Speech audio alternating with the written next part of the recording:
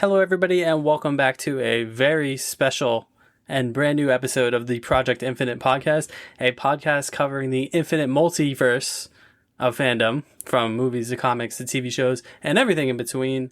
My name is Rob. I'm here with Courtney. Courtney, big episode today. Yeah. I mean, this might be the biggest episode, biggest breakdown that we have so far of anything, I think. So strap in, get ready for our Black Canary themed episode, and nothing else happened, right? Nothing else happened. Nothing I can think of. Black Canary on HBO Max. It's happening. Yep. Misha Green, is gonna write like she did for Lovecraft Country, so super excited. So I guess we can just end the episode there. Nothing else really happened. Yep. See you next week, guys. It's a 2-minute episode. Yep. Wait. Scrolling through Twitter, I saw something. It's out. Oh, the Spider-Man trailer. Oh, we should probably talk about that. Yes. With great power comes great responsibility, and with great patience comes a great trailer? Maybe. Money. We'll talk about it. Yes. But first, there are a couple things that we wanted to talk about. First and foremost is that HBO Max series being penned by Misha... What was the name? Green. Yes. Super simple to remember. You would think I would know it. And Jurnee Smollett is returning as Black Canary, and I'm low-key excited for this. I thought the same thing when I saw that reveal. I mean, that's just coming from the greatness of Lovecraft Country with Kang. So, man, it feels like every non-superhero show that we get, it has an actress from a superhero property these days. Big month for the Lovecraft Country crew. Yeah. Oh, yeah. Besides the show getting canceled. Yeah, let's just make me sad. That's fine. But, yeah, Misha Green, a phenomenal writer, phenomenal person just to have on your set with one of the up-and-coming actors, in my opinion, along with Kang, our new Kang, our Nathaniel Richards. Just on the DC end, this is going to be a fun one. We'll see. Maybe we might get our first appearance of Green Arrow in the DCEU. You're probably gonna want Stephen Amell to play him. Yeah, of course. But I'm not one to shy away from something new. So if they do decide to go that route and introduce Green Arrow to the proper DC extended universe in terms of the films, and I'm all for it, man. I think that's a character that could get a lot of fun in a Black Canary series, as being like the on again, off again kind of vigilante renegade. If that's the route they decide to go with it, if they decide to just make it about her, that's cool too. I thought she was really great in Birds of Prey. Yeah, I think that might be still a great direction to go in. Just kind of have her on her own. Black Canary's notorious for being one of the best hand-to-hand fighters in either universe that you can find. So she is really strong, really powerful. That Canary Cry can level a building. So I'm super excited to see Jurnee Smollett back. I was actually watching Birds of Prey 2 days ago. Still, hot take alert, one of my favorite DCEU movies. Honestly, in the better half of my superhero movies in general. So really excited to see her back. Yeah, I think that movie really holds up, even still to this day. And the fight scenes were great, which I think is a good sign for this movie coming forward, is that I expect a lot of good quality action, and I want to see more of her like superpowers. You didn't really get a ton of the Canary stuff in the Birds of Prey movie, which is fine, but I would like to see more of it in the movie. Sorry, I keep calling it a series, but it's a movie. It's a Black Canary movie coming out. So You want to talk trailers? Yeah. So, I mean, let's just get the Eternals trailer not out of the way, because I definitely don't disrespect the Eternals. Yeah, this is no disrespect for the Eternals trailer. Man, when that trailer came out, that was the definition of me being absolutely just surprised and kind of enthralled a bit, and just the scale. That's the number one thing I can take from this. Spectacle. Just the spectacle of this. I mean, and that all comes down to Chloe Zhao behind the camera. She's so just inspiring almost for somebody like me, and just kind of, she's just making these beautiful images in a Marvel movie. I know there was a little bit of complaints about this movie's too gray, there's not enough color, and I said this is kind of the realism kind of peeking out from the MCU. I mean, just with the shot selection she's picking, with these characters, kind of these gods essentially descending onto Earth. I mean, Icarus is kind of the perfect metaphor for that, the god that can fly, shoot lasers from his eyes. I mean, and he's not Marvel Superman, that's not it. No. He's not. But yeah, just going to this trailer, seeing the Celestials on screen, it was just crazy insanity to kind of see that in live action. And we're getting all these characters that possibly have a future in the MCU, especially Cersei and possibly more importantly, if we're looking at the Avengers, Black Knight, Kit Harington's Black Knight, which you don't cast Jon Snow in the MCU. Couple Game of Thrones alones in this. Oh yeah, we got a couple of them. Yeah, this one I'm super excited for. Let me get some thoughts on this one.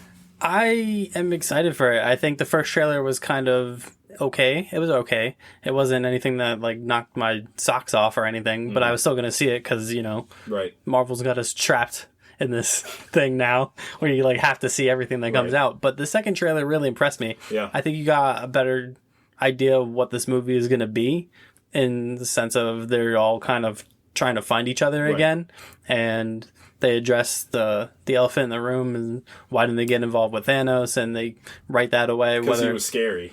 Yeah, they were real scared of him. Yeah. But no, this was, I think the first trailer was kind of just, it was a mix of like Chloe Zhao just flexing what she can do with the camera and just being like, hey, we're coming out in November. We're here. Mm-hmm. And this second trailer was actually just full out story. We got to see everybody's powers, I'm pretty sure. Mokari's power. So let me see if I can get this right. I'm not going to look at anything. I'm not going to try to name the actors that I can't remember, but I know it's Icarus, Kingo, Phastos, Cersei, Thena, Sprite, Druig, and I'm missing somebody. Got me, bro. Gilgamesh. Oh, this guy is unbelievable. There's Look at this. I think I'm missing somebody, but we're just going to pretend like I got all of them. But I'm going to say you got all of them. Yeah. You got more than I could get. Yeah. So. That's going to be hard to remember for a lot of people. And I was thinking about that too. It might be a little difficult for people to remember all these kind of weird names because they don't have like human names. I know in the Neil Gaiman Eternals run, which is like the magnum opus of Eternals, I'm pretty sure at least Icarus got a real name. And I'm pretty sure it was Druig also got like a real name.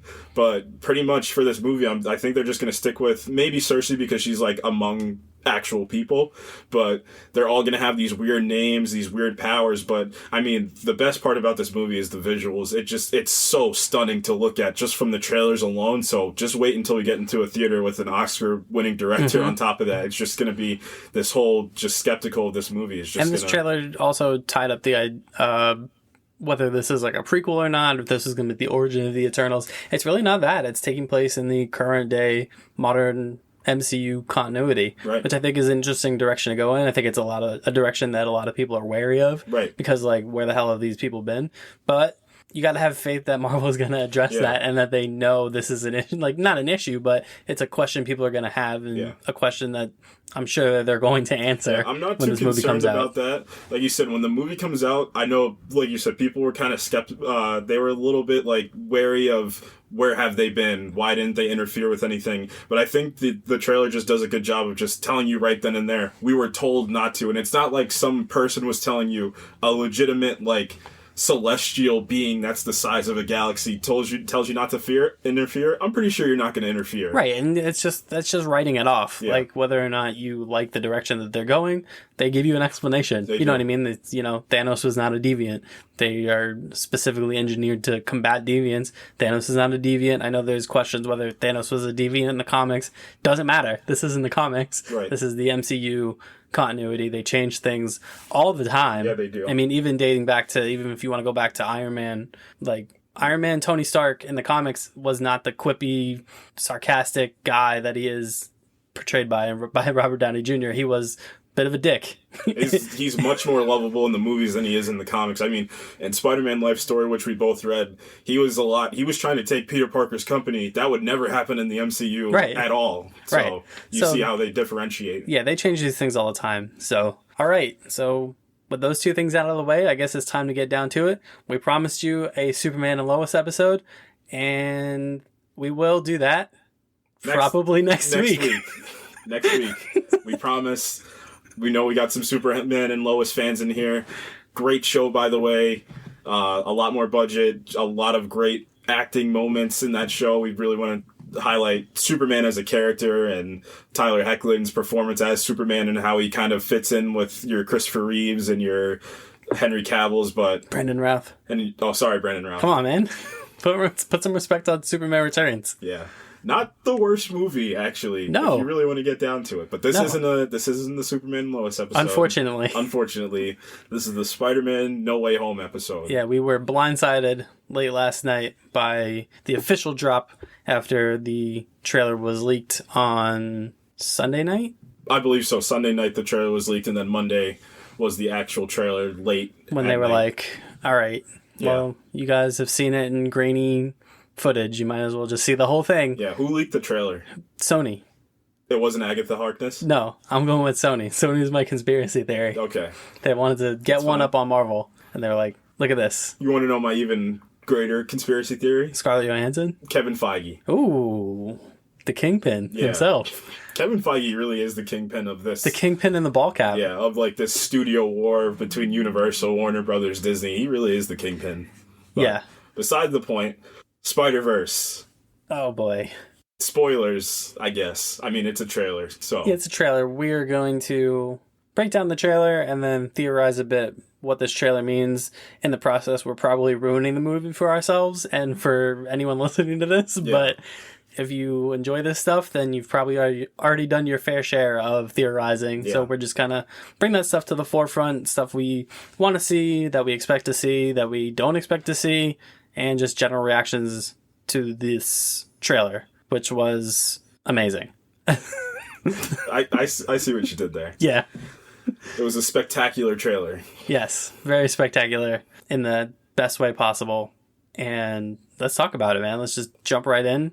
Yeah. Where do you want to start? Let's start from the beginning. So this picks up right after Far From Home. So you see Peter and MJ are swinging through the city. They're on a very scary date for MJ. I guess just hanging 100 stories up and just swinging through the city can't be too great. But this really is the aftermath of Mysterio essentially ruining. He just takes Peter's life away from him in one fell swoop, and it's done really well in the end of Far From Home. It's a huge reveal. I did not expect that. No. I remember we were in the theater for Far From Home, and that was like a huge reveal. We didn't hear any speculation about any of this happening. The only thing we heard about with as it relates to the Far From Home post credits was that J.K. Simmons was going to be in it. Right. I think that's all we knew at the time. We didn't know in what capacity. We didn't know what he was doing, but the context was mind-blowing. Yeah, it was. And where we pick up is essentially, I guess he goes on the run. That's what I'm going to think. He kind of takes MJ. You see the spot in the trailer where he kind of is on top of that. I guess, I don't know what he's on top of, but they're just high in the sky and they're just surrounded by helicopters. And essentially he gets caught. And he's also going to school while this is happening. So this is where I think, so first, I guess we're going to number these theories. So theory number one, I think this is where Daredevil comes into play. So, oh, snap. Yeah, you thought I was going to go an episode without talking about Daredevil. I wasn't. So hopefully we get the reappearance of Charlie Cox's Daredevil, one of the greatest casted comic book characters in history. Hopefully he will only be playing Matt Murdock. I don't want Daredevil just to go in there to be there for 30 seconds then leave. So essentially where we're kind of hearing is he's going to show up as his lawyer. That's why I think he's kind of set free.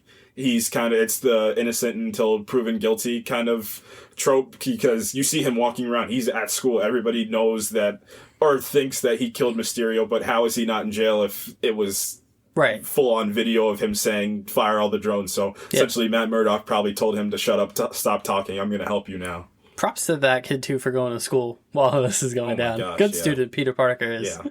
Because I would not be going to school. No. First of all, I wouldn't be going to school if I was Spider-Man, period. Yeah. But if everyone knew I was Spider-Man, no, you wouldn't see me. I would be a whole lot more like Tobey Maguire in the beginning of Spider-Man 1, where he was just a pro wrestler. Yeah. And there's so many other things I could be doing. Much smarter. Yeah, I don't need to be in school. No. Especially if I'm outed publicly as not just Spider-Man, but a murdering Spider-Man. He is a murdering Spider-Man. Yeah. Why would he kill Mysterio right like that? Yeah. He's like Henry Allen. He just killed Barry Allen's mom. Yeah, you're speaking my language now. Yeah. Yep. Killers, no good. No good. Jonah Jameson was right about Spider-Man this whole time. But yeah, so we get all these kind of, it's kind of a little, it's pretty dark, honestly, the beginning of this trailer. This is really ominous, dark, and just kind of dreary for his life. He gets it's like the monkey's paw that we kind of see in Wonder Woman 84. He gets the girl at the end, he saves the day, but the trade-off is now he's outed as Spider-Man to the whole world. And on top of him being outed because Steve Rogers is outed, Iron Man is outed, people think he killed the world's greatest superhero on top of that. So he's in the worst possible spot in his career as Spider-Man and his life, just as Peter Parker. Right. That's a good point that I hadn't even considered, is a lot of these Marvel heroes their identities are public. Right. Right? Which is a weird position for him to be in, because it's kind of a flip on what the comics are, especially when you look at like the Civil War arc, where secret identities were like at the crux of that comic book arc, and Spider-Man himself is at the forefront of that. So it's weird that people are making such a big deal out of the fact that he's Spider-Man, but I guess it's because he killed somebody that, you know, because we saw that even when Bucky was outed in Civil War. You know, it wasn't even that big of a reveal though, because they had already known that he was working with Steve Rogers. It was just the fact that he was still alive after 70 years. That was kind of the big reveal. Yeah. They already knew that he was a Howling Commando, but like you said, in the Civil War arc in the comics, it's very huge. Like, half the characters don't want to give up their identities, and the other half don't have secret identities, but it's more about just they're just standing up for everybody else that want their lives to be protected and don't really need the government to step in to say, hey, I need to save somebody. So people only really care about your secret identities when you do something bad. That's basically what it comes down to. It's very true. Honestly. Yep. But I just wanted to take a quick second and appreciate the relationship between Tom Holland's Peter Parker and Zendaya's MJ. I'm a big fan of their chemistry. Oh, yeah. I think it's...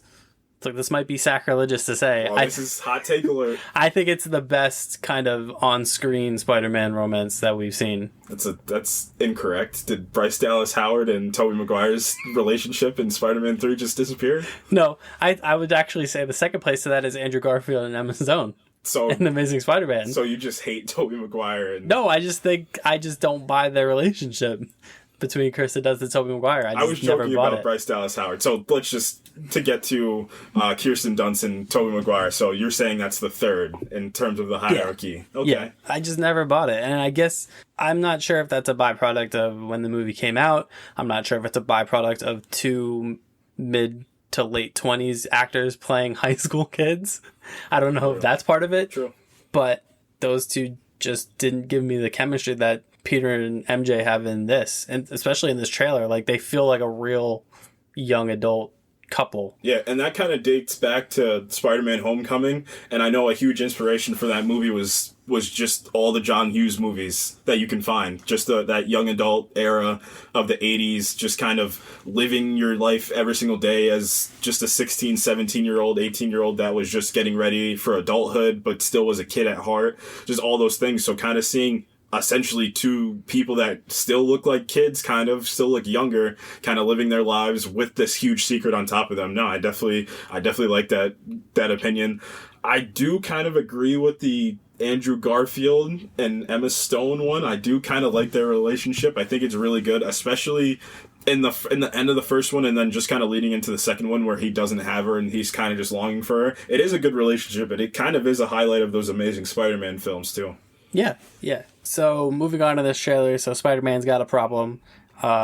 He needs to fix this crisis that he's in, and he gets inspiration from a little wizard Halloween decor thing, and he's like, wait, there's a guy that lives like around the block from me who can do all sorts of magic stuff. Yep. Lo and behold, enter sweater-wearing, winter-loving, Frozen, assuming watching Doctor Strange. Yep. Benedict Cumberbatch is in this. Yeah, and he actually plays a pretty decent role just based on the trailer. Obviously, we haven't seen the movie. I'd love to I've seen this movie. Oh, so you've seen it already? Oh, I've seen it. Okay, nice. Can you tell me if Daredevil's in it now? No, I can't. I'm not going to tell you that. That's unbelievable. But no, yeah, he definitely seems to be in this movie for a solid portion, and a lot of this movie seems to be flowing through him. This feels like those older kind of 90s and 2000s Spider-Man comics where Doctor Strange was kind of prominent. I know One More Day, I'm pretty sure Doctor Strange was in there. I think in One More Day, he asked Doctor Strange to do what he did in this movie, and Doctor Strange said no, and then he went to Mephisto after that. So, oh, you said it. You said the M word. Oh my gosh. Yeah, we can really get this whole thing going if we have a full Mephisto kind of just party, but we won't. I'm not starting this again. Yeah, we learned from WandaVision. We learned our lesson, okay? No, we didn't. We didn't learn our lesson. I went on YouTube this morning and there were so many Mephisto confirmed, and I said, stop confirming this. It's not going to happen. He's the devil. He's not going to confirm even if he was there. Yeah, he isn't. But regardless, yes. So we kind of see Doctor Strange in an interesting part. So I guess the questions we kind of have, why is the sanctum covered in snow? I guess the one theory that I kind of am thinking about is possibly when Hulk kind of crashed through.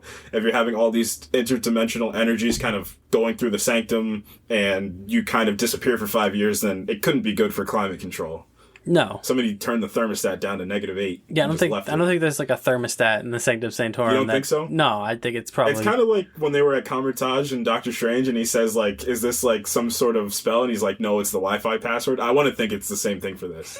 Somebody just forgot to turn the thermostat up. Speaking of that, Wong is in this. Wong briefly. is in this. Yeah. Wong's making some appearances, man. Wong's going to be in Shang-Chi. Wong's going to be in this. I love Benedict Wong. Doing the least with the most. Yeah, he does. He never changes. Talk about like when your friends change up on you. Wong never changes. He says, Steven, don't do this. And Steven said, what if I did though? He died that one time at the end of Doctor Strange and he was like, you know what? I'm not doing anything for the rest of the time. Nope. Anytime he saw Spider-Man show up and he was like, all right, I'm gonna head out. Yeah, because last time he showed up, last time he was around. Last time he showed up, Doctor Strange got mad at him. Yeah, he did. And he was like, look, I brought all the sorcerers. Mm-hmm. Doctor Strange was like, did you though? Is that everybody? And Wong was like, are you serious? True. You've been gone? He's like, you know what? Get snapped again. Mm-hmm. I don't even want you here. But yes, so we see Wong telling him not... So essentially before that, Peter goes up to him and he says, hey man, my life is horrible. I'm being chased throughout the city. I'm hated by every single person besides my aunt, my girlfriend, and my best friend. Everybody's turned on me. Tony Stark's not here to defend me anymore. The Captain America's gone. There's nobody on my side right now. So you're like 4th or 5th on my list of favors. Even though you can do probably anything. Yeah. So he pleads to him. He says, hey, can you reverse this for me? And they try. Sure enough, Doctor Strange is like, you know what? I can do this. Yeah, and I just want to talk about Doctor Strange because this could be a little bit of a prelude to Multiverse of Madness. So way back when they did... What was it? Was it D23 or was whenever Kevin Feige had that kind of... Marvel had that panel, I can't remember. It was like an investors thing, wasn't it? Yes, it was Investors Day for Disney. It was a big deal because we got the reveal of the Fantastic Four logo. We got Blade, we got all that big... The Marvels, everything. Everything that we're talking about in the future was announced at that investors conference. Right. So when Kevin Feige was on stage, he did say this was kind of the first tipping of the iceberg for like Marvel's multiverse trilogy, essentially, because you get Spider-Man multiverse, or I think it was, he said, what was it, Loki, and then Spider-Man, and then Doctor Strange Multiverse of Madness with like WandaVision as kind of like a prelude. So kind of those 4 properties kind of rolled into one as like the Marvel multiverse kind of package right there. So they go down to the sanctum and they try to do the spell, and Peter's kind of hesitant because he does not want certain people to remember or to forget about his endeavors as Spider-Man. And not just his endeavors as Spider-Man, but like the adventures specifically that he and MJ had been on. Yeah. And Doctor Strange is like, listen, man, you asked for my help. Yeah. You're getting my help. True. This is what it is. Stop, beggars can't be choosers, as Very they true. say. Yeah. And yeah, with Doctor Strange, before I forget too, he's confident. He's confident in his powers, and he really, because you want to think before the Ancient One died, but after he got his powers, that he would have probably said no to something like this. And even after the Ancient One died too, but before Infinity War and Endgame happened, you also want to think he probably would have said no to this, but he's kind of feeling high and mighty. I don't know if it's just me, but... And it's, like, just magic. Yeah. You know what I mean? Like, the Infinity Stone was, like, bigger than magic. Yeah. So that's why he was so, like, protective of it, up until he realized, like, wait, there's actually a way for me to give up this Infinity Stone so that we win. But the Infinity Stone is, like, cosmic, right? It's this cosmic kind of entity. It's like a building block of the actual, like, fabric of the universe that we so it's in. Bigger than just magic. Right. Like, to him, this is just magic. This is magic, and it's a kid who... he established kind of a rapport with, and who's really down on his luck and needs him to do a favor, basically. Doctor Strange is like, yeah, I'm Doctor Strange, I can do this. We saw him doing all sorts of magic in Thor Ragnarok when he was zipping Thor around the Sanctum Sanctorum. Yeah, and Thor even has like a low level of magic that they use in Asgard too. Like Thor in himself is possibly one of like the top 3 most powerful heroes that you can find. But then, I mean, honestly, with that, it's probably Doctor Strange and Wanda are the other 2. Yeah, and Doctor Strange has always been full of himself. Oh, yeah. At least in this iteration, he's always been full of himself. So, right. Especially when Wong is like, hey, don't do the spell. Doctor Strange is like, oh, I'm going to do the spell. Like, I'll show you. Yeah. Like, he does definitely feel cocky, but I've seen a bunch of people, like, upset saying, like, Doctor Strange would never do this, and my response was, would he not? He would. He would do something like this. Especially because he doesn't think that this kid is not going to shut up. Right. Like, to him, this is a pretty simple procedure. Yeah. I'm going to do some firecracker stuff, and then poof. Yeah. Your identity is restored. Right. But Peter just can't keep his mouth shut. No, he can't. That's just the quippy Spider-Man that always makes mistakes. And when they go down to the sanctum to do the spell, it does not go right. And we get some pretty cool visuals, and honestly, it looks like the multiverse is cracking. Because one thing I liked about Loki, the visual of the multiverse kind of branching out, it looked really pretty and really calm as like it was slowly the multiverse was branching out. Yeah. But this was so abrupt, it was like literally chaotic. Yeah, it was so chaotic and just kind of like quick cuts of just like the whole multiverse just opening up and breaking. And what's cool is, honestly, those feel like divergent timelines in Loki, but this honestly feels like if those are timelines, the Andrew Garfield Spider-Man and Tobey Spider-Man, it's like actually breaking the multiverse itself to get to those other universes. Like if they were to go to like the old Fantastic Four movie universes, like if they were to go to the X-Men. You thought I was going to go an episode without talking about them too? Absolutely not. Yeah. So we see that we get some really cool, like, Doctor Strangey visuals. You know what I mean? Like, this it all of a sudden turns into like a Doctor Strange movie. Yeah, it does. You get trains folding over, cities collapsing into a wormhole. You're like, oh, I'm familiar with this stuff. Yep. This is like the bread and butter. But yeah, we, like you said, we get some really, you kind of see the mirror dimension again kind of folding in. And it almost looks, and I want to see your opinion on this, it almost looks like Peter's getting chased by Doctor Strange. Looks like they're fighting each other. Yeah, I was thinking that, but I saw the trailer. I mean, how much of a fight is it really? It looks like Peter's just running away from the inevitable if it's a fight between the two of them. But yeah, it does look like they're facing each other for something we do not know. Doctor Strange is Sans cloak in that scene. Yeah, do you have any theories on why they're kind of... I got one. Go, let me hear yours, because I was kind of perplexed by this. Yeah, it's almost as if you see the theory. So have you been... And this is going to get back to the end of the trailer when we see some familiar faces come back and kind of the climax of this trailer. It's almost like all the villains from the other multiverses... It almost feels like he's holding them. That's kind of like the reports that I've been like seeing and reading, is that we see some old villains come back and he's kind of holding them in a cell, and Peter does not agree with that decision to do that. So interesting. Yeah, we kind of see him not want, because Peter's, at the end of the day, he's a good kid. He's a good kid that has a good heart. I mean, he killed Mysterio, so you do have a point. He did kill Mysterio, but at the core, Spider-Man and Peter Parker is just this good kid that doesn't, even if it's a villain. I mean, Vulture's a perfect example in Spider-Man Homecoming. He didn't want to see his hopefully girlfriend's dad just die on the beach. He wanted to see him get help and become a better person, which essentially at the end of the film, he kind of did. He honestly did become a little bit of a better person with just not revealing his identity to Matt Gargan's Scorpion, but... In the end, that didn't matter anyway. No, it didn't. Vulture's probably in prison like, Jesus Christ. I could have done this for more commissary money. I held the secret for this long, and then friggin' this guy with a bowl on his head blew it up for everybody. Is he going to need the cape? He's going to need the cape. Yeah, he needs the cape. He needs the cape. But, yeah, I mean, you can kind of feel like Doctor Strange is like, man, you messed up. You goofed. You really goofed this one. Like, you really messed this one up. Because before, I feel like he can excuse some, like, lesser stuff, but the way he was talking, because he kind of says in the trailer, the multiverse is unknown. So this is, like, with Loki, with Doctor Strange Multiverse and Madness, you kind of feel like us as the audience is also going into the unknown. Yeah, and it goes back to the Doctor Strange is an egotistic person thing. Yeah, he is. Because... he's going to look at the situation and go, well, this isn't my fault. Right. This is your fault. Yeah, you did this. You need to fix this. Yeah, you need to fix this. Yeah, Spirit punch. Yeah. Me with my web shooters versus you with interdimensional magic. I have to fix this, but... Why does he Spirit punch him? That's a good question. Right?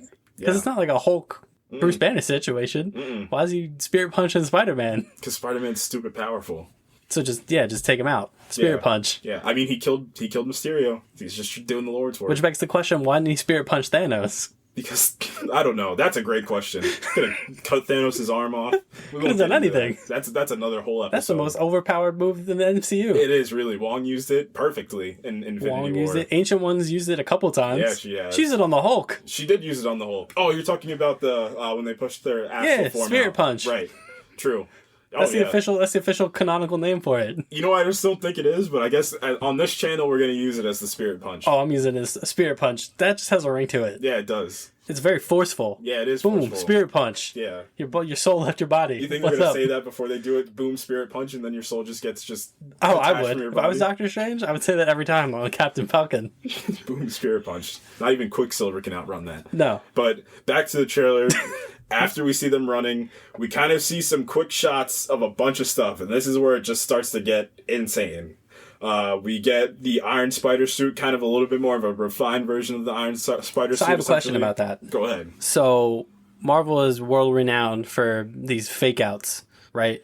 Where they show you a thing and then the movie comes and either that thing is not in it or that thing is totally different. Yep. I harken back to Thor's eye in the Ragnarok trailers And when they showed him with two eyes, and then in the movie. I will raise you Thor's eye and give you Hulk in the Infinity War trailer at the end, where that scene did not even happen.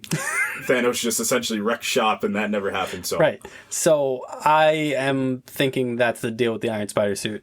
I think it's a suit that people are familiar with, and I think he will use it, but I don't think it's going to be as prevalent as it is in the trailer. I think they got some tricks up their sleeves in terms of the suits he's going to be wearing, and I think they're just using the Iron Spider suit and the original, like the OG, I guess the Far From Home suit, the black and red one. Mm-hmm. I think they're using those as kind of smoke screens for the types of stuff he's going to be wearing in the actual movie, because I think they're going to really hold their cards close to their chest when it comes to the trailers for this. Obviously, they gave us the big pop moment that we're going to talk about at the end. But other than that, I think they really want to hide a lot from this movie. Oh, yeah, definitely. No, and that's...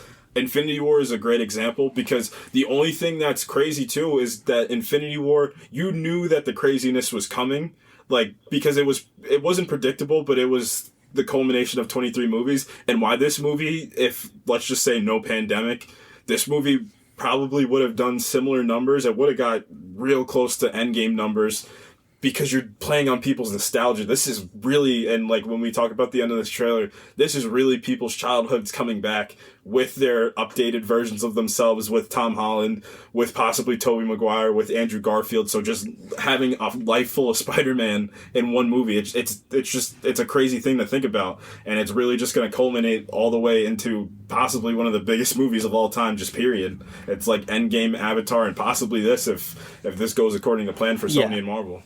But yeah, we get a little bit later in the trailer, and it looks like we see a little bit of lightning, and Jamie Foxx couldn't keep it a secret, so... He revealed this months ago. Maybe even up to like a year ago. It was a while ago. He posted on his Instagram that picture of him with just him, no makeup, no blue makeup, with a little bit more of a traditional looking Max Dillon Electro with the yellow lightning, just a normal kind of little bit of a mech suit almost.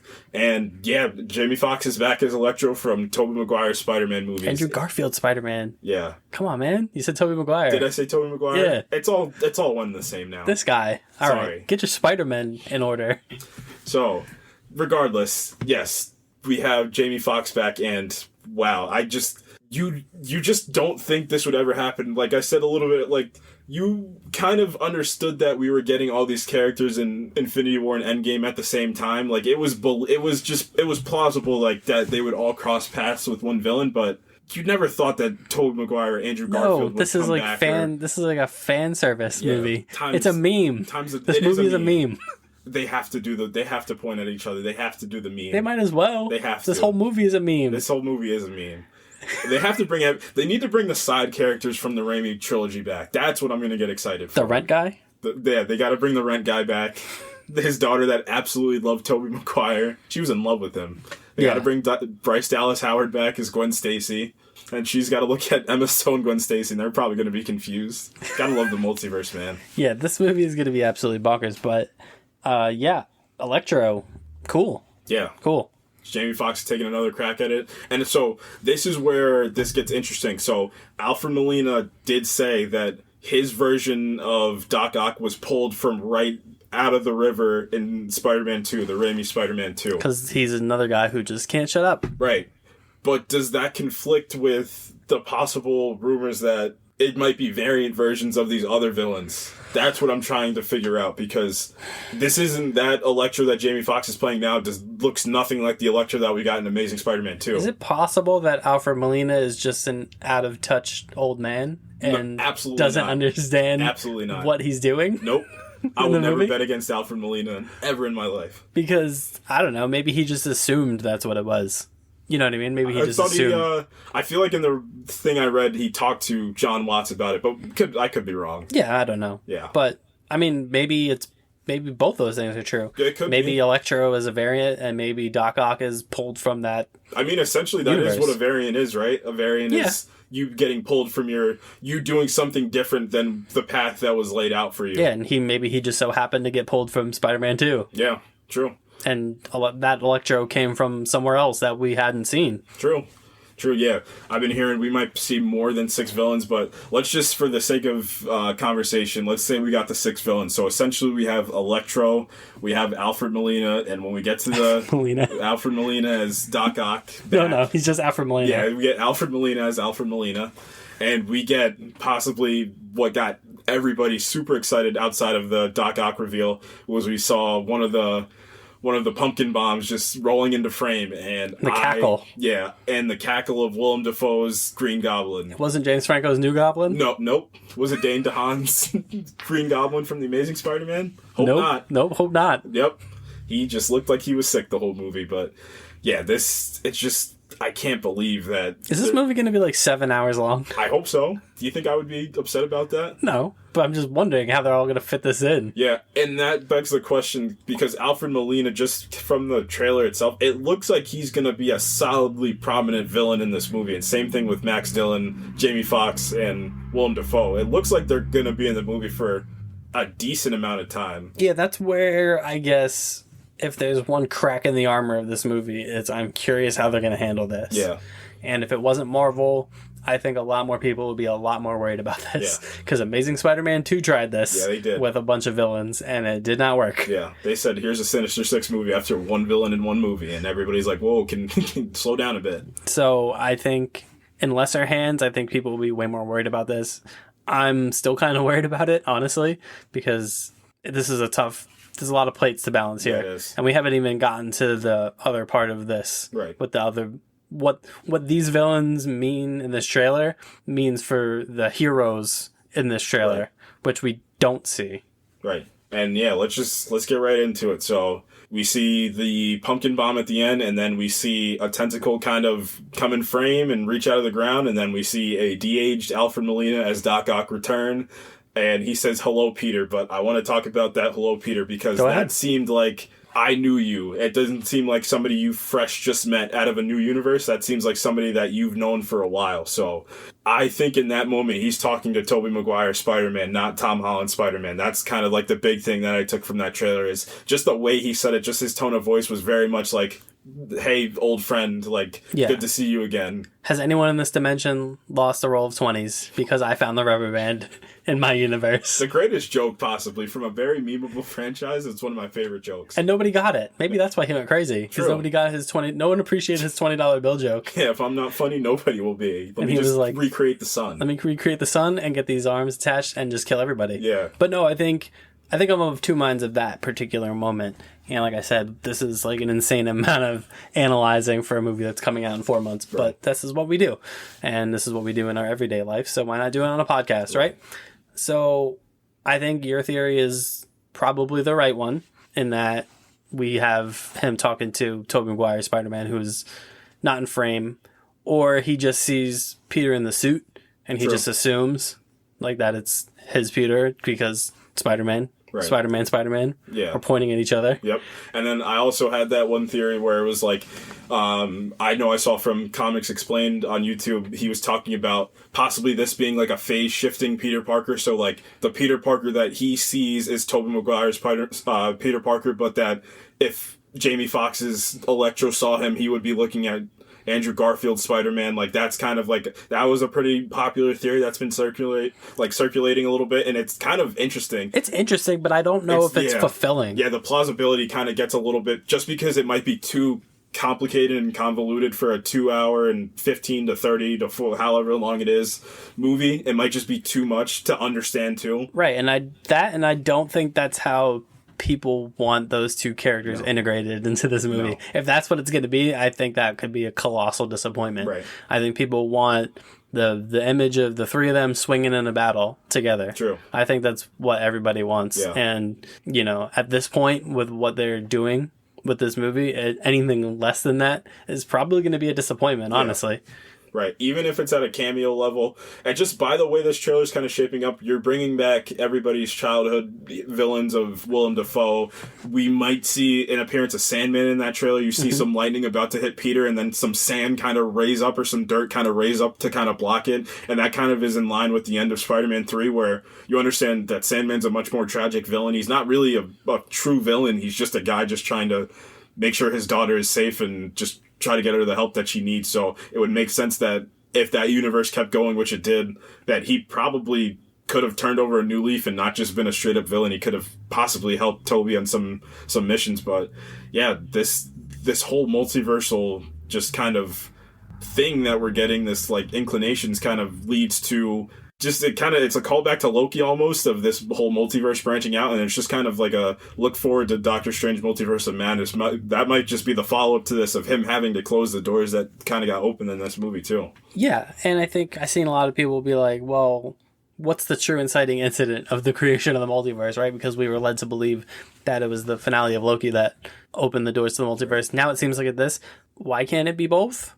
The multiverse is kind of a big thing. It probably takes a lot of kind of locks to unlock that door. And I think Doctor Strange 1 definitely begs some questions too, because you have these other dimensions and other multiverses that Ancient One says it's not as simple as we just have the mirror dimension and we just have whatever the dark dimension. We have its other dimensions and there's other multiverses. I mean, what if is probably the bigger one that's staring us right in the face that we're kind of just overlooking right now, because the writer did say some of this stuff is going to kind of come to pass in the newer movies. Some of the stuff you see here might come to live action. Sure. So I know in one of the episodes coming up, you see an evil version of Doctor Strange, which is a different version. So like you said, what begs the question, is the multiverse just the divergent timeline? Is it kind of universes stacked on top of each other? So that's why we're going to get the Andrew Garfield's universe versus Toby's versus Tom's. So yeah, a lot of stuff and a lot of food for thought. Yeah, I think the ending of Loki wasn't so much the creation of the multiverse as it was allowing the multiverse to breathe. Right. You know what I mean? Because that's kind of what the point of Kang at the end of Loki was saying. He was like, there are all these other timelines and stuff, but I snuffed them out. Right. Just shows you the power of the He Who Remains as well. Well, he uses the TVA to snuff them out, but the point still holds. So now that he's gone, there's no one to snuff out these universes from branching. Right. Which is essentially what you see at the end of the Loki show.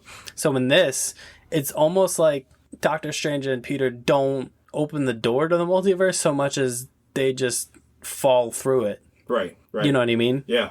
And you can think about WandaVision too, because essentially if she's going to show up, then, and it's the whole Nexus being kind of ideal that we got from WandaVision, that possibly J.K. Simmons himself can be a Nexus being, because he's the same person in the MCU as he is in the Raimi trilogy. But on a serious note, for Wanda, she would be the only, I'm pretty sure the Nexus being means she's the only being in the universe that's a Scarlet Witch. There's no other Scarlet Witch. That's why Agatha was probably even more afraid of her than she possibly would have been if it was just a Doctor Strange. Like she said, you're more powerful than the Sorcerer Supreme. So just seeing, this Doctor Strange 2, man, this movie might be, if we're thinking this movie's like crazy just from the nostalgia play and Endgame from the culmination, the Doctor Strange 2, just conceptually wise, might be one of the crazier movies that they've ever done. Yeah. Definitely. Yeah, I think so too. So I think that pretty much is the main beats of the trailer. I mean, we see like Jon Favreau is back. Yep, right. And what else happens in this trailer? Jon Favreau's back. We see the scene where he's in police holding. Mm-hmm. So I talked about it a little bit, but another chance to talk about Daredevil coming back. So yeah, hopefully we get Charlie Cox back. He's kind of in there just as his lawyer, just as somebody that says, stop talking, I will help you now. Maybe he kind of knows that because he can tell by your heartbeat if you're telling the truth. So yeah, he definitely will use that and be like, I've seen you doing a lot of great things. I know you didn't kill him. I'll be around if you need me. So that's another big thing. We kind of get this kind of school, like, again, why would he go to school? I don't understand why you would. Man, you're public enemy number one in the entire world. Do not go to school. You got any predictions for the rest of the MCU after this? Kind of. Oh, man. I mean, this movie really seems like the jumping point, right? Yeah. For what the next kind of phase of movies is going to hold. I mean, I know we have Shang-Chi coming up. I know. And I'm real excited for that movie. But I think this one is really going to be the one that vaults us into the next kind of big brain part. It's like the multiversal war. We got the Infinity War, and now we're getting into the multiversal war. Is like going to be the next like saga of films, and like you said, the Loki. It's like WandaVision and Loki were like the preludes to like your characters and your storylines that were like that branched out the multiverse into Spider-Man, Doctor Strange, and then who knows after that what we're gonna get. Possibly, and their Infinity War for this kind of multiversal saga might be Secret Wars. So we'll definitely.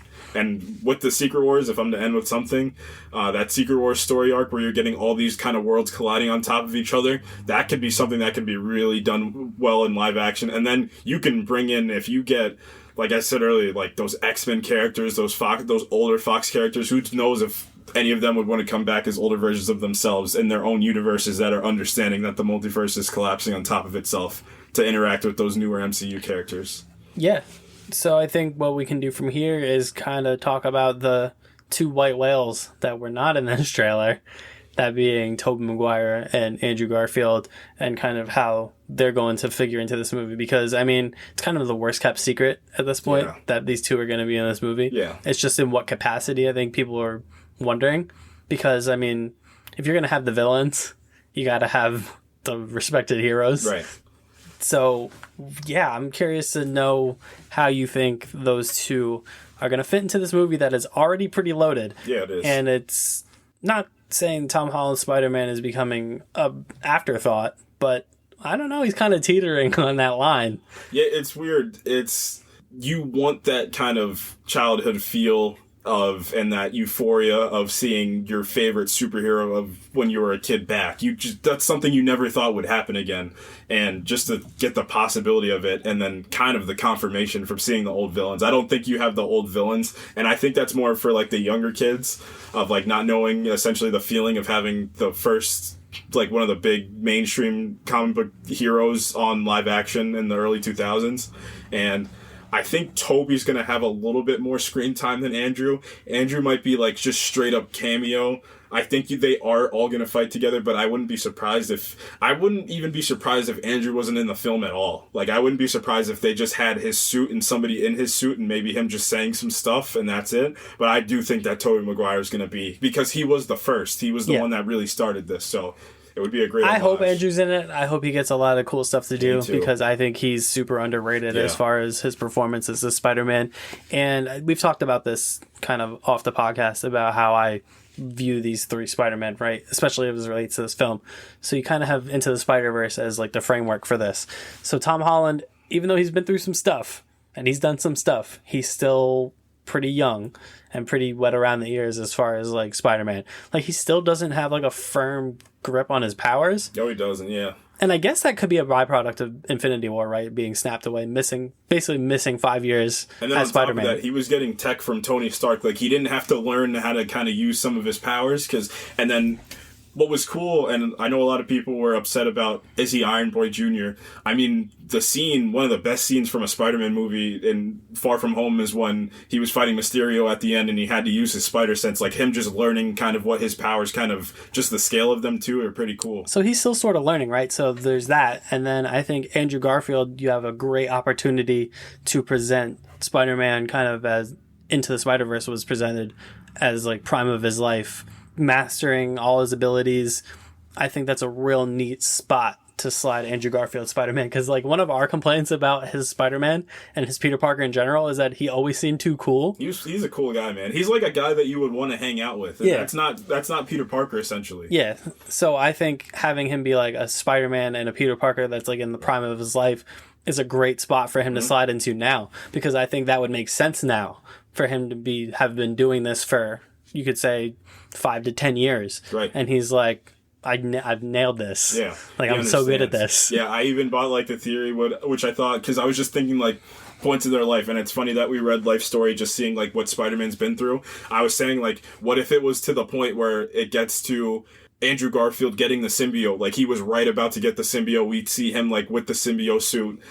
You see kind of, or Tobey Maguire like as like an old man Peter Parker, essentially like possibly like a mix maybe of what we saw in Into the Spider-Verse with Peter B. Parker as like kind of this broken down Peter Parker version that's like sad. Yeah, and that's where I was going to kind of lead to with like Andrew Garfield. I think he could slide in real nice as being like the prime of his life kind of Spider-Man that maybe teaches Tom Holland some cool stuff with his powers, like that he can do. But then Tobey Maguire can be like the wise piece that kind of shares that like heroic wisdom with Tom Holland Spider-Man that maybe Andrew Garfield's. Like I think the best way to integrate those two are to impose the best parts of themselves onto Tom Holland's Spider-Man. Right. And I think one thing that's going to really kind of drive it home, and the ideal of Spider-Man and like what Spider-Man means to like everybody, is kind of just, like you said, that heroic piece to it. And it's like, you're doing this, you're not doing it on your own. You have friends, but you don't have like Avengers around you. We had to do this in New York City, in one of the biggest cities in the world, by ourselves. And we had to learn, we had to fail on top of that too. And we learned, and it made us better Spider-Man. But more importantly, and possibly what makes Uncle Ben probably happy, is we became better men from this. Like, we just became better people. Those two are perfect to kind of teach him that, because I know that, like I said, Tom Holland Spider-Man has been through some stuff. Yeah, he has. You know, he lost Tony, but that wasn't like his fault. No. Where like Tobey Maguire Spider-Man lost his best friend. He lost Harry Osborn, Uncle Ben, obviously. Even losing Norman Osborn, who was like a father figure to him. Yeah. He loses him. He loses Doc Ock, who was like a mentor to him. Yeah, okay, he did. He loses him. And then you go to Andrew Garfield Spider-Man. I mean, geez. Yeah. Yeah. Loses Like, the love of his life. Yeah. Yeah. Loses his parents on top of that, which is like a little bit more personal in those films versus the Tobey Maguire ones, because you don't hear anything about his parents in the Tobey Maguire one. I think you just get maybe a passing line in the first one about his father, because him and Ben are brothers, but that's it. That's the only time you hear about it. Yeah, so those two I think can come from a different place, and I'm hoping that's how they're integrated, in that obviously you get the cool hero shots of them together, but also I want to see some character moments between the three of them. Yeah, because this is a culmination of what they've been through in their films too, so this could be the ending point, or possibly, which would be exciting, and Sam Raimi's back to direct Doctor Strange 2.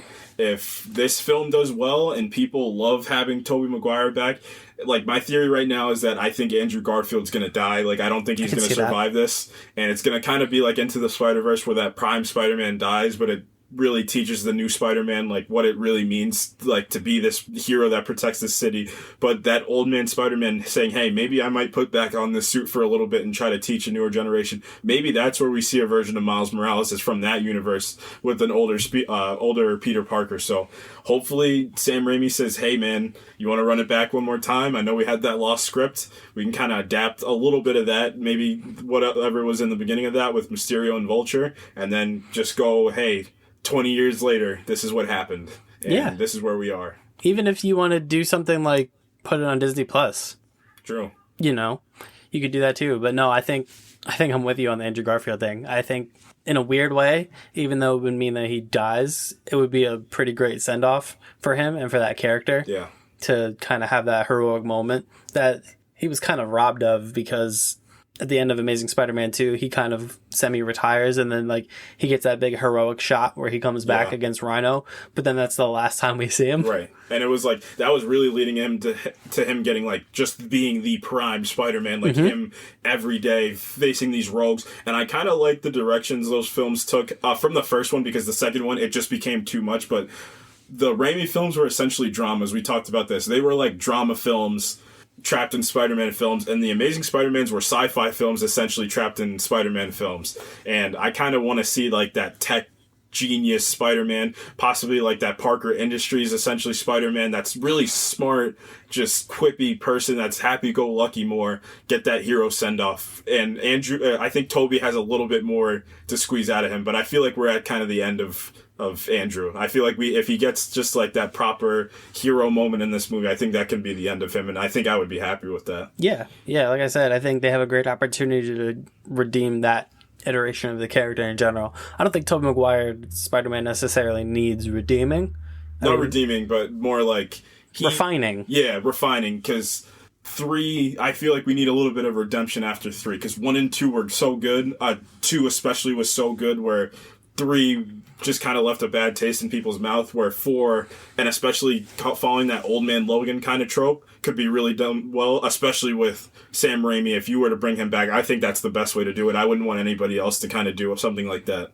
Yeah, I agree. I totally agree. Anything else you want to talk when it comes to Spider-Man No Way Home? Kind of predictions or what we're going to see, not see?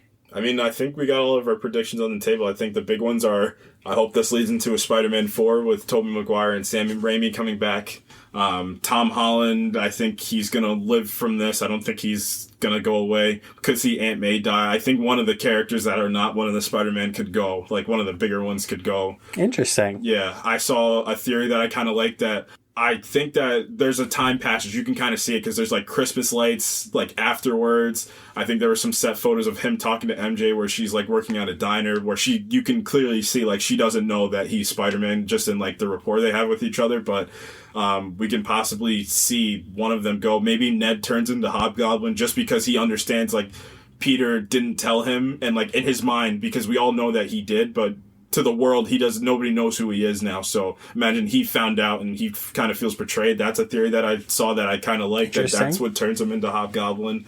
But yeah, I think we kind of laid out everything that we wanted to. I think that's all I got. Yeah, I'm just super curious to see where it goes. I think this is one of the most anticipated superhero movies I've ever encountered. Yeah. This one's got a certain energy behind it. It's like Batman has like this aura that I talked about in episode 1. Endgame had the culmination, but this one has like a lot of like just nostalgic energy behind it. Right, and I think that's what separates it from like Infinity War, right? Because like everyone was anticipating Infinity War, obviously, because it was the spectacle of combining all the characters from these movies. But at the end of the day, we knew what we were going to get. Right. We were going to get all these heroes, and it was going to be awesome. And it was awesome. Right. And we were going to get this awesome villain, and he was awesome. But this, it's nostalgia, like you said. It's something that hasn't really been attempted before. No. Maybe, I mean, the closest thing I can think of is probably Force Awakens. True, yeah, and that was the biggest draw of the first Force Awakens trailer, is seeing you see Han and Chewie come back at the end of the trailer and say we're back, and it's kind of like the franchise is back, like that old franchise you remember from your childhood is back. Yeah, Force Awakens, I think, and to a lesser extent, Rise of Skywalker also does this. Rise of Skywalker definitely felt reactionary, though, to The Last Jedi. That's the only thing I'll say about that. Those are the only things that really come close to me, because this is even more impressive than that, because this would be like if Skywalker, Force Awakens. This would be like if Force Awakens had not just the OG crew, but like if they found a way to bring like Obi-Wan back. Right. But what Spider-Man has in its favor for kind of the spectacle and how huge this is that these Spider-Man aren't connected in any way prior to the multiverse. I guess Days of Future Past also is this. True. I actually thought about that today as well, that Days of Future Past kind of did that. But again, it still was your same characters, just your younger versions. Like, this is like, they had no relation to each other, and it was wanted to be known that they didn't have any, especially from Andrew Garfield to Tom Holland, like, especially with the Civil War trailer, they said this is a new Spider-Man that we've never seen before, that is specifically for the MCU. Yeah, man, I know we have Shang-Chi coming. I know we have Eternals coming. I think both of those could be really good, but this is the one. Yeah. You know what I mean? This is the one that like everyone's going to be circling. Yeah, I was super excited. I saw that Eternals trailer and like it did something to me. I got super excited. You texted me the day the trailer landed, and you were like, we need to do an episode on the Eternals trailer. I was super ready. I bought Neil Gaiman's Eternals run literally right after the trailer, I was like, I need to read everything I can on them. I was just high and mighty on Eternals, and then we started hearing rumblings that the Spider-Man trailer was around the corner, and I said, oh boy, my mind just went in 1,000 different directions to Spider-Man, and that's where we're at now. And I hope that this is kind of it for the trailers for this movie. Honestly, I really do. I think the less we see of this movie, the better. Yeah. I don't need to see the other two Spider-Men until the movie. Yeah, Endgame did a pretty good job of that, with not showing anything until the movie came out. They didn't show anything. I remember for Endgame, the biggest reveal was the white suits, and everybody lost their minds at the white suits, and that was it. And it was just the biggest thing in the world. We saw Pumpkin Bomb and Doc Ock come back in this trailer, and it's... I don't even think we saw Thanos in the Endgame trailer. Did we not? We might not have. I know not in the first one. I think the first one was just about, because I remember those theories were circulating that, was Thanos even the villain? Was it going to be a completely different villain? Which it wasn't. It was just Thanos again. They just pulled him from a different spot in the timeline. But yeah, I think that's it. Yeah. I think that's all I need to see. Yeah. From the Spider-Man movie. Yeah. I really don't want to see any more. The thing that scares me about that is that this is a teaser trailer, so we're going to get the official trailer too. So yeah. I'm going to call it now for the official trailer. We're going to at least get a tease at one, if not both of them. Both old Spider-Man coming back. I'd be okay with a tease, but I don't think I want to see either of them properly in the suit. Yeah, maybe just 3 webs kind of stringing out. Yeah, or like you see like their like arms or something like that. Or like, you know, maybe like you see like one of their masks like pulled down. Right. You know what I mean? Something like that. But I don't need to see them until the movie. Yeah. Because I think that's... You talk about like you see the Endgame reactions, like the theater reactions. When those two pop up, Tobey Maguire specifically, yeah, when they pop up, people in theaters are going to lose their minds. Yeah, it's gonna be insanity. That might save the movie theater experience, honestly. So, yeah, say all you want about the cinema purists. Say all you want about these Marvel movies, but man, they can get butts in seats. They really can. Mm-hmm. They bring people together. Yeah, they do in ways that I've never really experienced. The Endgame experience and the Infinity War experience still live rent-free in my head. Yeah, the Endgame experience, I remember I had to buy those tickets 12 seconds after they were announced that they dropped, and I went on Cinemark, the app, and there was like 15 seats left for a, 100 to 200 seat theater. There was like 15 to 20 seats left. Yeah, It felt like I was at a sporting event. Yeah, it felt like, and not just like a regular sporting event. It felt like a playoff to championship game for a sporting event. People were clapping, cheering, crying. When Iron Man died, people were crying in the theater. When Black Panther comes out, people gasped. Yeah, it was insane. Or now the gasp moment was when Sam's voice comes over the comms. Yeah. People go. Yeah. And then, Black Panther walks out and people go, yeah. It was like, it's like being at a playoff game. And I'm expecting like a similar energy going to the Spider-Man movie. Definitely. Yeah. And on that note, I think we're going to wrap it up for this week. I mean, we went for an hour just talking Spider-Man. Yeah. That just shows you right there how big this movie is going to be. The only thing I wanted to say is harkening back to last week, I got some feedback on stuff that we missed. Sarah Connor Chronicles. Oh, did we? Yeah. No. We should have talked about that because that's a pretty good show. It's solid. I think I saw the first 3 to 4 episodes of that show, and I was pleasantly surprised. I maintain it's the best Terminator thing since Terminator 2. I really think that. You didn't like Salvation? No. Didn't like Salvation. Didn't like Genesis of Y. No. Dark Fate was okay. Dark Fate was fine. It just felt like... It felt like they used the same color grading as Deadpool. That's why it kind of it felt so Deadpool-ish in that sense of I felt like I was. It's cool seeing Linda Hamilton back though. True. That was cool. Yep. See how nostalgia works? Yeah. That's a perfect example. Yeah, Cobra Kai is another great example of how powerful nostalgia can be. Just those fun movies from when people were kids, and then people that are around my age, when you're seeing them on HBO, when you're a young kid and just trying to recreate those moves in your living room, and then having them come back 30 years later with their kids and just reliving the same trials and just trying to live their life after. Yeah, I'm not sure how I'm going to feel in the Spider-Man movie when I see Tobey Maguire pop up, because that was, let's see, that movie came out in 2002, so I was 10 or 11 when that movie came out. So I was not 10 or 11. No, you were not.